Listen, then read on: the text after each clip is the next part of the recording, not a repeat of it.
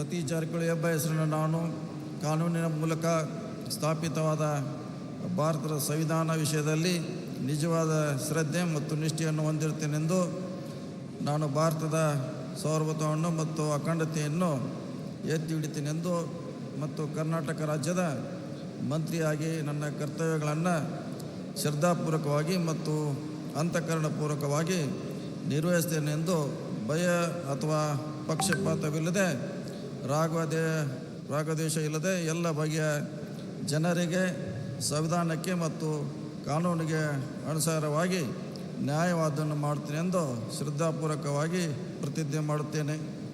ನಾನು ಸತೀಶ್ ಜಾರಕಿಹೊಳಿ ಎಂಬ ಹೆಸರನ್ನು ನಾನು ಕರ್ನಾಟಕ ರಾಜ್ಯದ ಮಂತ್ರಿಯಾಗಿ ನನ್ನ ಪರ್ಯಾಲೋಚನೆಗೆ ತರಲಾಗುವ ಅಥವಾ ನನಗೆ ತಿಳಿದ ಬರುವ ಯಾವುದೇ ವಿಷಯವನ್ನು ರಾಜ್ಯದ ಮಂತ್ರಿಯಾಗಿ ನನ್ನ ಕರ್ತವ್ಯಯುಕ್ತ ನಿರ್ವಹಣೆಗೆ ಅಗತ್ಯವಾಗಬಹುದಾದ ಸಂದರ್ಭವಲ್ಲದೆ ಅನ್ಯಥಾ ಯಾರೇ ವ್ಯಕ್ತಿಗೆ ಅಥವಾ ವ್ಯಕ್ತಿಗಳಿಗೆ ಪ್ರತ್ಯೇಕವಾಗಿ ಮತ್ತು ಪರೋಕ್ಷವಾಗಿ ತಿಳಿಸುವುದಿಲ್ಲ ಅಥವಾ ಬಹಿರಂಗಪಡಿಸಲು ಎಂದು ಶ್ರದ್ಧಾಪೂರ್ವಕವಾಗಿ ಪ್ರತಿಜ್ಞೆ ಮಾಡುತ್ತೇನೆ.